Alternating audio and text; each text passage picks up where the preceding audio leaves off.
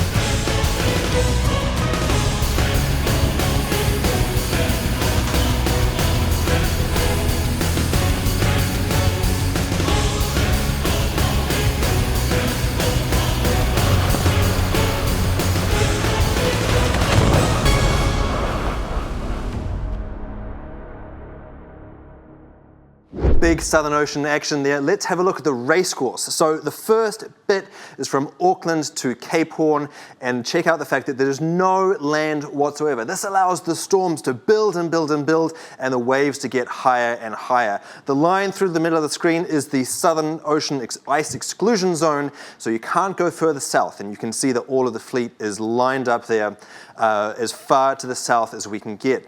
This is where they are now, but as we roll forward into the next 12 hours or so, we can see that there's a big move coming up. So this is what the projected positions should be looking like just after the passage of the cold front. Now with Sunkenkai Scallywag there, the grey boat up towards the back, that's going to really hurt them because at the moment they're further north. As the fleet dive again further to the south, any miles that they are going up to the north is going to convert into miles out the back. However, coming up, plenty more to come in this tricky leg because the wind is just going to build and build and build, and over the next few days, well, it's going to be rare to see less than 30 knots on the counter. And as they fire themselves down into the south and line up for Cape Horn, plenty of work to come for all of the boats, but in particular Sunkenkai Scallywag, who haven't had a great start in this leg. However, let's hear it directly from Navigator Libby Greenhalgh. We came around not in great shape out of East Cape. There was a little light wind patch there, which I think saw the whole fleet kind of mix up.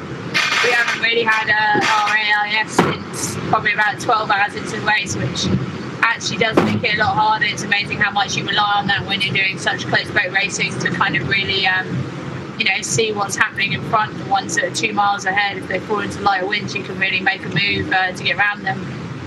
So we kind of got a bit hung out to dry there, and then a bit later on we felt we were a bit slow, so we changed to the Pro and did an accidental switcheroo, as I would say, and ended up the other side of the fleet. Whereas ultimately we wanted to be on that westerly boat to the south, and then from there it's been really hard for us to get back to that original position. And unfortunately, in effectively cutting the corner, we fell into lighter winds, which is what we were trying to avoid. So we're not really where we wanted to be, and it's going to be quite hard work for us to catch back up with the fleet, but I think for sure there's still opportunity. Since you joined the boat 2 legs ago coming out of Melbourne, Scallywag not only is the black boat, but has also been a bit of the black sheep when it comes to navigation. Can you talk to us about whether you see any opportunities to get back in touch? Yeah, I mean, I think what we'll see is we'll go through this front, and I'm sure it'll be pretty lively. The frontal systems always down here are quite active, and then what we'll see then is a really steady build, and probably doing 45, maybe 50 knots in a couple of days' time. So I think one aspect there is just going to be keeping the boat in good shape and holding it together. I think it's going to be effectively survival for everyone. So I think for sure we'll see some people have problems at some points there. But then ultimately, once that stronger breeze starts to ease, there's a secondary load developing on a low pressure system. And I think for us, there could be an opportunity with the breeze building from behind to close on the fleet. I mean, at the moment, I have us pretty much compressing on the fleet and being within half an hour of the fleet at Cape Horn. So that's brilliant, because the last 2,000 miles from Cape Horn to Itajaí, pretty much anything can happen. Libby, can you talk to us a little bit about the feeling on board? The last 2 legs, you've won one and you've gone second in the other. And so does that change the way that you're sailing the boat now? Are you is the team more motivated to be going for the podium rather than just learning, as was the case earlier on in the race? For sure, yeah, we came into this leg. Obviously, everyone's saying, one form boat and a first and a second, but ultimately, also, this is the Southern Ocean, and we are still relatively inexperienced team on that front. And we definitely know we're not the fastest boat, and that we almost have to try and find ways to sail smarter in some ways. But I think, we definitely want to be in the mix, and obviously it's a bit disappointing that we aren't. But also, you look at our first and second, and I think that's the way we do it, isn't it? Let's start from behind and come and overtake people. So arguably we're on track for another podium. Fantastic. Now, one more question before I let you go back to concentrating in your dark hole. Can you talk to us about the decision-making process, what your relationship is like with David Witt, and how, when you're wet and cold and fatigued, can you make these crucial race-determining decisions? Yeah, I mean, I think that's always a tough thing, and actually the first part of this leg we probably struggled a bit with that. We've actually got a bit of a cold going through our boat. Quite a few of the crew have been a bit poorly, which has had us probably not at our maximum strength. But in terms of decision-making process, yeah, I mean, I obviously do a lot of the assessment with the software, with the weather files and interpretation there, and then basically it's a discussion, and Whitty always throws in the curveball questions of what if we just did this or that, and then from there we make a decision. I think some of the things we've struggled with a bit is probably sail choices and crossovers, just not having had as much time with the boats like some of these other teams where they've been two-boat tuning and working out exactly their crossovers, and that's still in some ways a little bit of an experiment for us on some aspects. Good luck with the sickness and the crew. That's clearly an unwelcome challenge, but all the best, Libby. We're looking forward to seeing what you can do out on the water. I managed to avoid it. Thanks very much. Thanks very much. Cheers. See you later. Bye. Clearly, they've got a little bit of work there to dig themselves out of a hole, but great to see such a positive attitude coming there from Navigator Libby Greenhalgh. Now, you've been watching the race here for quite a few months now, and one thing you will have noticed is the boats are always in contact, and this is an incredibly close race. How close? Just check this out.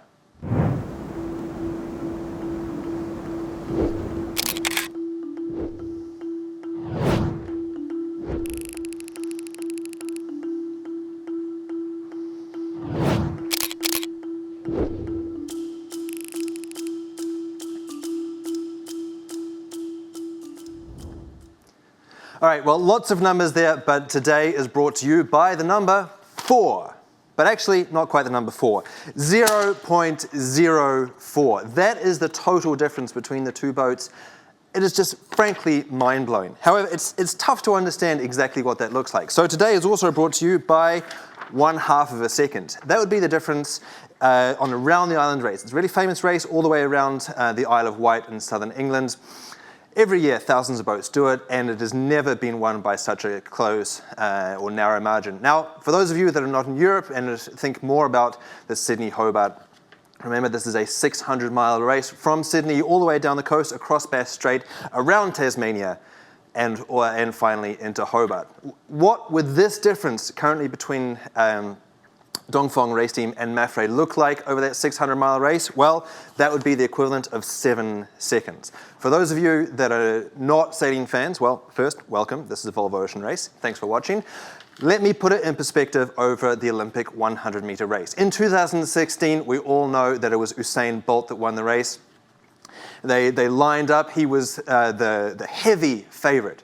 Justin Gatlin got out for an early lead, but it was naturally Usain Bolt that won the race. He won that race by 0.08 of a second.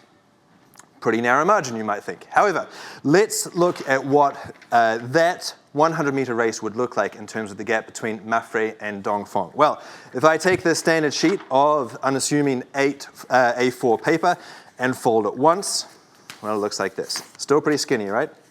If I fold it twice, and then finally 3 times, and 4 times, right? So here is a 4-millimeter gap.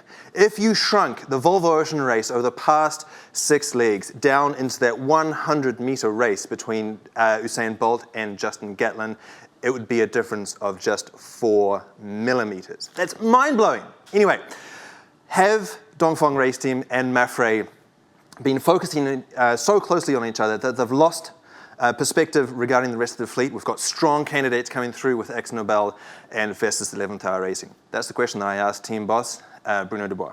In the last leg, we start the leg from Hong Kong with no weather information. We broke the 2 fleets, and we couldn't get information for 1 week. So we did the best we can, but strategically, for sure, it was smart. We thought it was smarter to stay with the opponent. At one moment, we break away from Turn the Tide on Plastic and Brunel, and Mafre came with us. And it happened, once, but then twice, and then 3 times. And then suddenly we end up together in the back of the train, which was totally wrong, for sure. And the idea was to fight against them and forget the other one, which was a mistake. We work on that. And this time we said, no, we want to do our leg. We want to do our own course. But, you've seen that at the start. At one moment, they went on one side of the island. We went on the other side. We didn't care. We don't care really to follow Mafre anymore. The problem is at the end, at the top northeast part of New Zealand, we end up again with Mafre, and then we went down together. And we were underneath a big cloud together. And then Turn the Tide on Plastic and Vestas passes. And we're setting our leg. Our course was to be the more west of the fleet and try to be as south as possible. And it happened that Mafre had the same strategy. So we are together. We stick together. I hope we can go away. But there is no place to go away right now. It's I don't know. With the ice limit, it's difficult to break away. If you break away, you go north, you lose distance. So I think last leg would have been a perfect timing to go away. But I don't think they want to let us go either, because they want to stay in front of us. So it's tactically, but yes, it's true. We have decided to try to forget about Mafre and sail our race if we can. That's all from Bruno Dubois, and indeed that's all from us today. However, if there's one leg for you to follow in depth in this entire Volvo Ocean race, it is this one. This is the heart of the race. So tune back in again tomorrow at 0800 UTC for the quick fix, and indeed we'll see you again tomorrow for the Daily Show. Thank you.